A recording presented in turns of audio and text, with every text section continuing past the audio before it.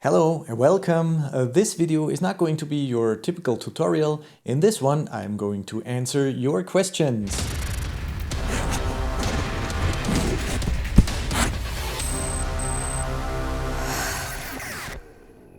First, let me say thank you to all the subscribers, to everyone who likes my videos and writes a comment.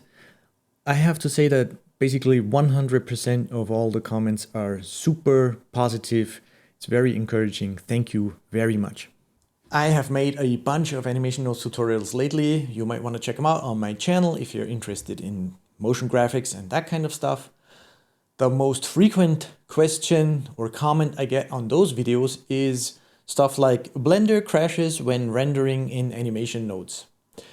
And there are two solutions I have already shown in one of those videos before, but since basically everybody gets to the point where their Blender crashes when they follow my tutorials, I thought I will include the solution or two possible solutions to this right here, right now.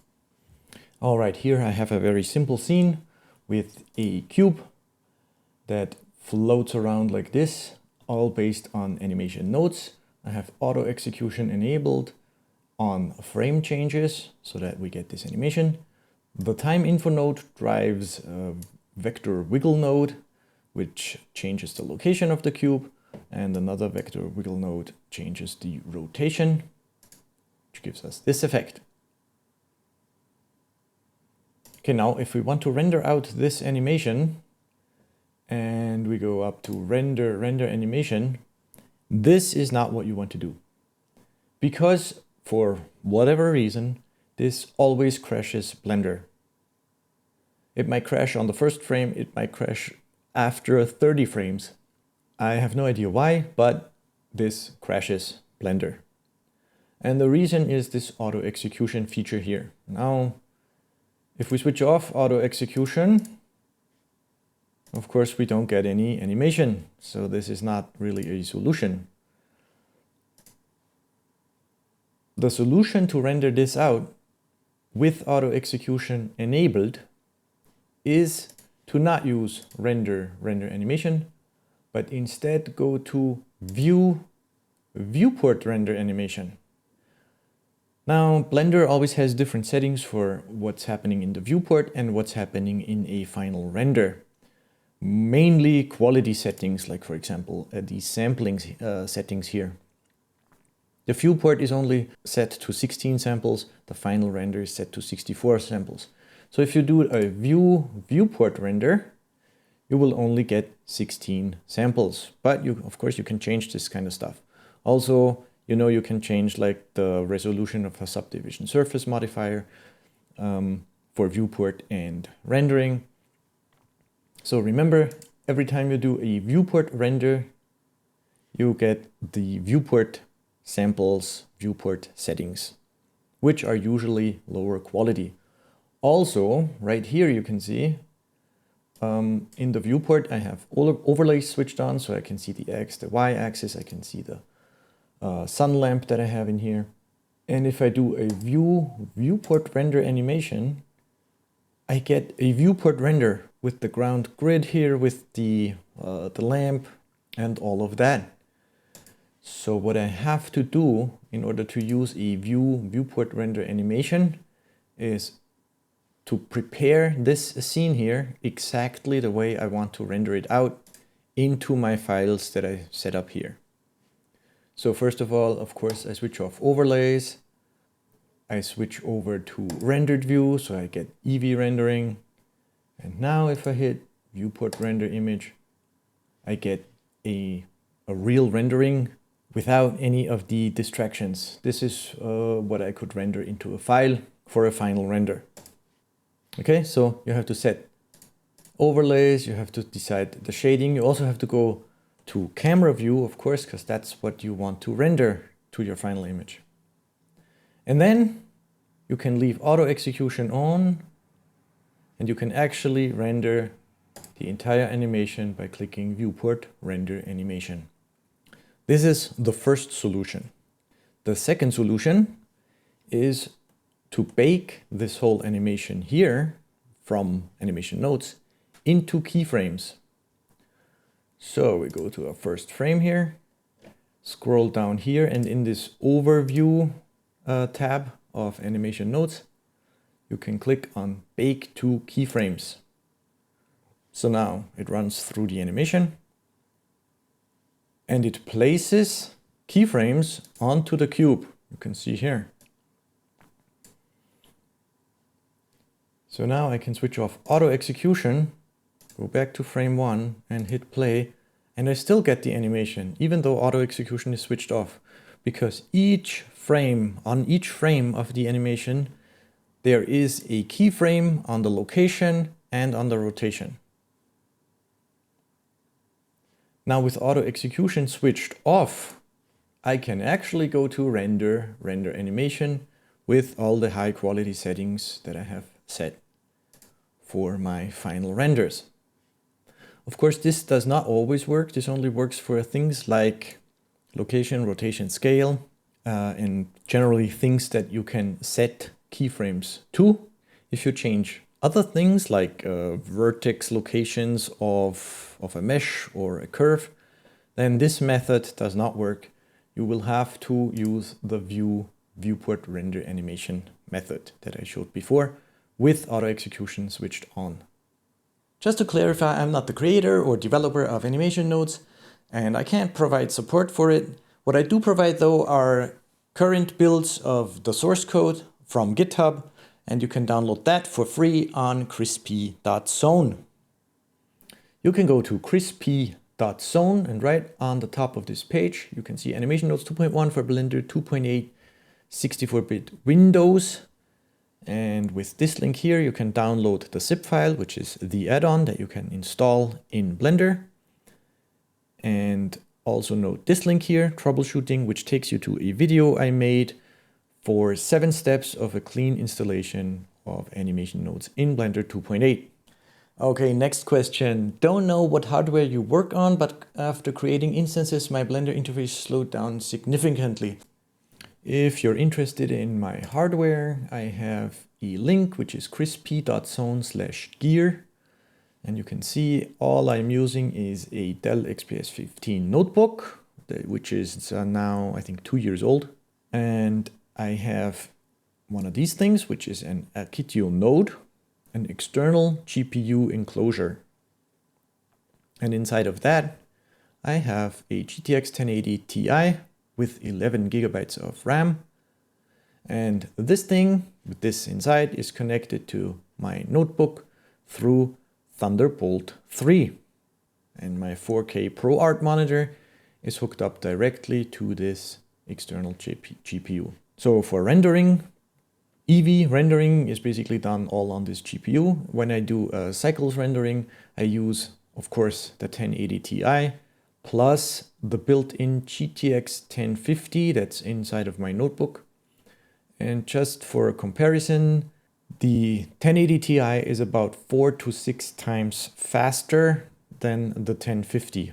So when you have the cycles rendering and you have 2 tiles being rendered at the same time with 2 GPUs, this GPU renders about 5 tiles in the amount of time that this GPU renders 1 tile. Okay, so this is just a quick overview of the gear that I use, crispy.zone/gear.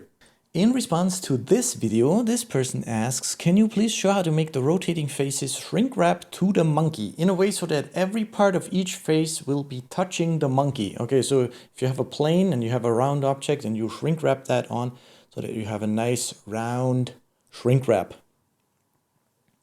Okay, let's quickly set up a scene, delete everything, add a monkey, go into edit mode, select the faces.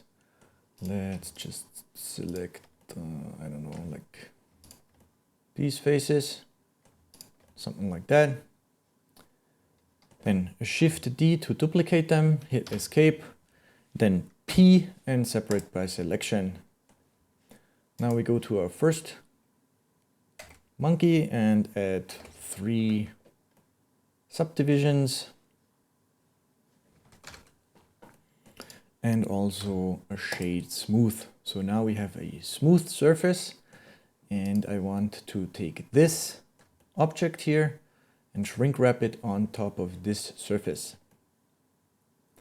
So I take a shrink wrap modifier.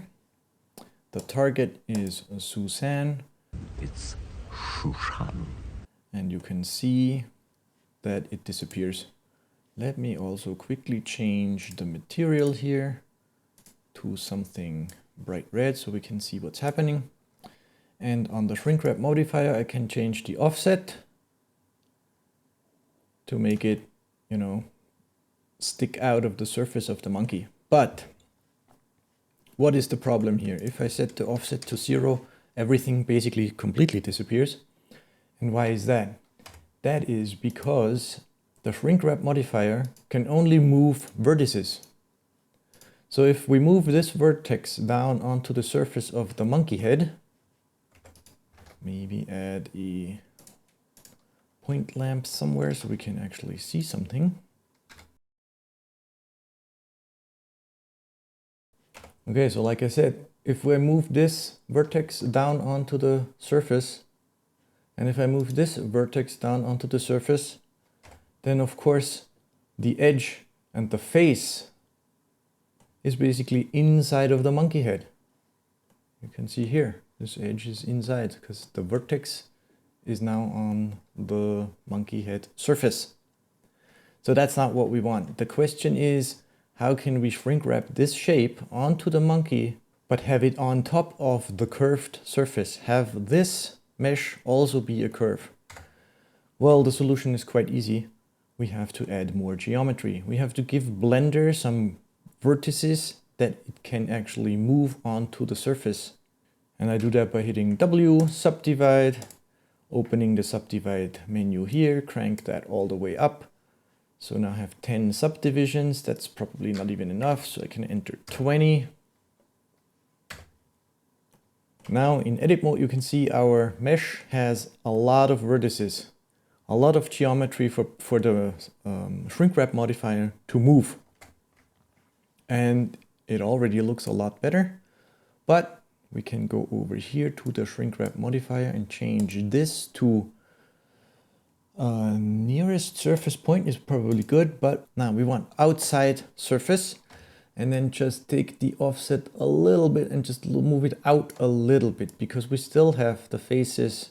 If we have the offset at 0, we still have those faces overlapping the geometry here from the monkey head. So we need a little bit of offset.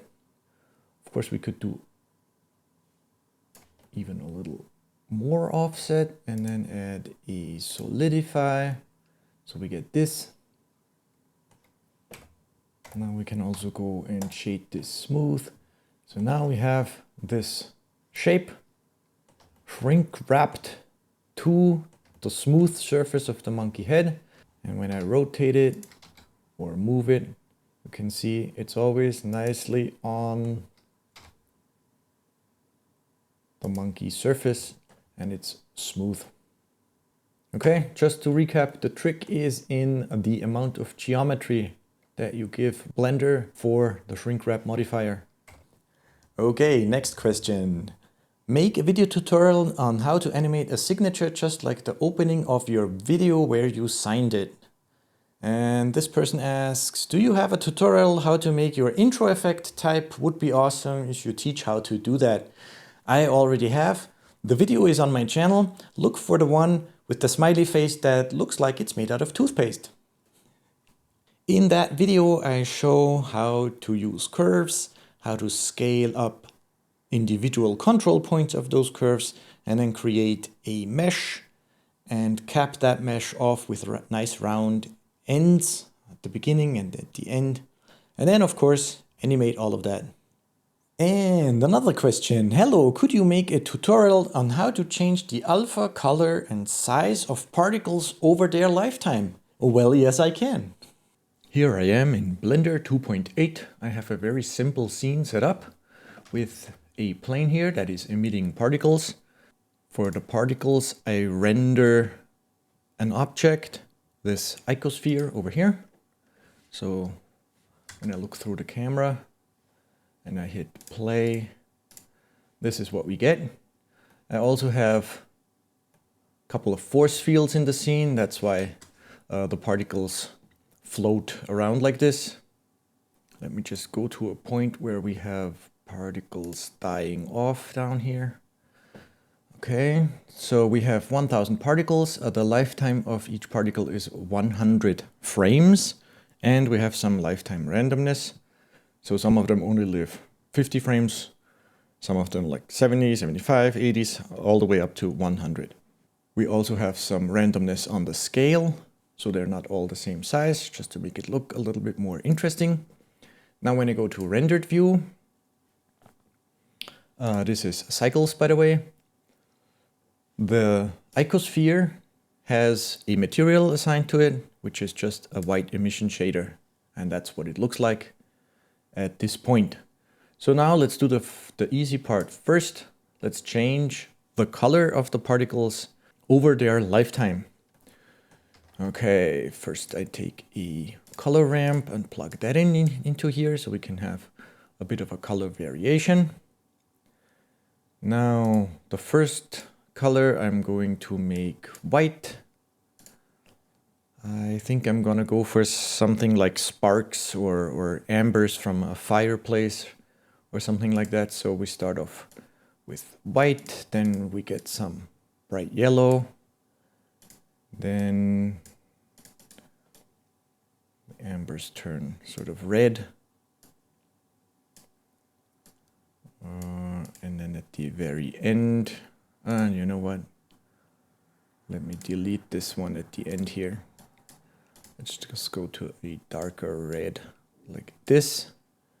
Also set this to ease. Okay, so very simple. Maybe put one in here, like a more orangey color.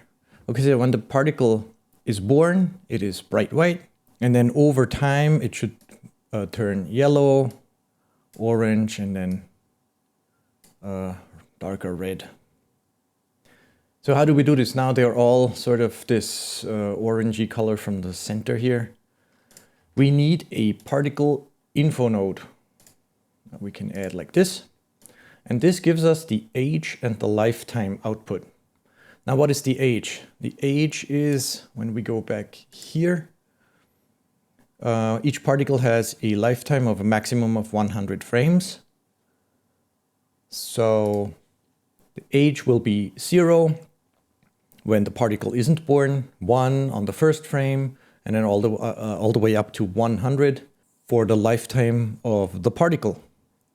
And the lifetime gives us the lifetime. So like 100, if this particular particle has a lifetime of 100. Remember, we have a random lifetime set here, so some particles might not live as long.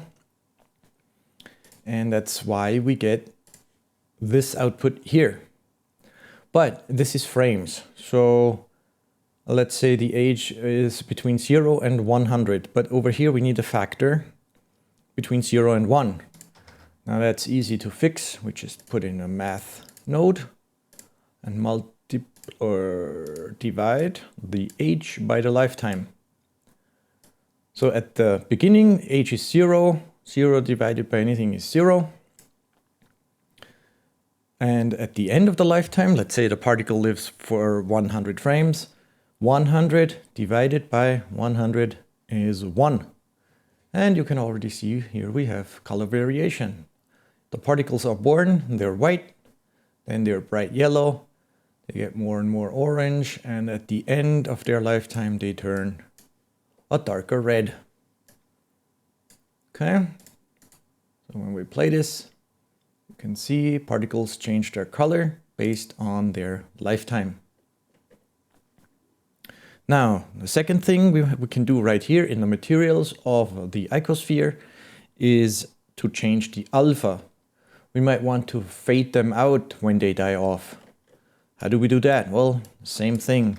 We add a transparent shader and mix those together with a mix shader. And now here we have a factor that we can mix just like we did here. Take another color ramp. Okay, so we take our the lifetime value here for the particle, and we take this as the mix factor. And what do we get? The particles fade out. We might want to tweak this a little so that they only fade out at the end. Right, so when this turns white or 1, this mix shader turns into transparent. And we can also go and change the white and maybe just bring that down a little. So when we look here closely, we can see we're affecting the transparency of these red dots here with this white color at the end. So this is no fading out, and here we're fading out to basically 100% transparent. So we can change the color, we can change the transparency. Now, the more complicated, or not complicated, but not so obvious part is how do we change the particle size? We can't do that inside of our material. We have to do something else. We have to go to the particle system. So on our emission plane here in the particle system, down here we have a feature called textures. And we can use this feature to change the particle size. So first of all, we take the first texture slot up here, create a new texture. And now I simply click on this little icon here, which takes me over to the textures tab. For the type, I use blend, which gives me a gradient from black to white. Right, linear gradient, horizontal. For the influence, this is the default setting, general time. But you switch that over to size. We want our texture to influence the size of the particles. And in order to do that, you also have to switch the coordinates here to strand particle. Now, with the color ramp here, we can decide, or we can determine what the particle size should be. So just like with our color gradient over here, you know, from left to right, this is where the particle is born and this is where it dies off. Same thing on this texture here. From the left, it's born. From the right, on the right is the end of the lifetime of the particle. So we switch on a color ramp. On the left, let's say we want to make them big when they're born and then smaller when they die off. So on the left side over here, this color I set to white. So full particle size. And then over time over here, let's say on the right over here, we want the particle to be very small, not completely black, completely zero, but let's say a lot smaller. You can already see that this is working. Let me switch off the overlays so we can see the rendered result. So you can also change the gradient here, or you can keep them full size for longer and only make them die off similar to the transparency that we have in the shader, like this. But I like this effect. So this is how you change the particle size. You take a texture and you use that texture on this plane to influence the particle emission or the particle system. And on the texture itself, you define the influence should be on the size. And that's all there is to it, to change the color, the alpha, and the size of the particles over their lifetime. One very important thing that I have to mention here is, let's go back to the icosphere.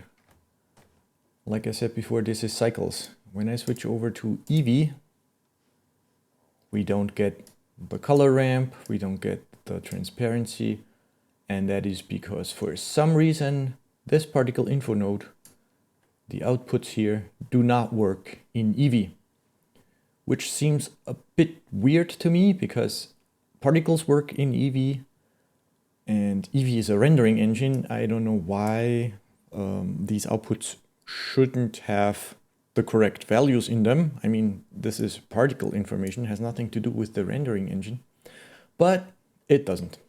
So the material setup that we have here to change the color and the transparency does not work in Eevee. However, you can see here that the influence of our texture does influence the size of the particles. So if you want to have a nice rendering, you have to, at least for now, go to cycles and maybe tweak these colors a little bit. And then if you want to have a really nice result, you switch on motion blur and hit F12.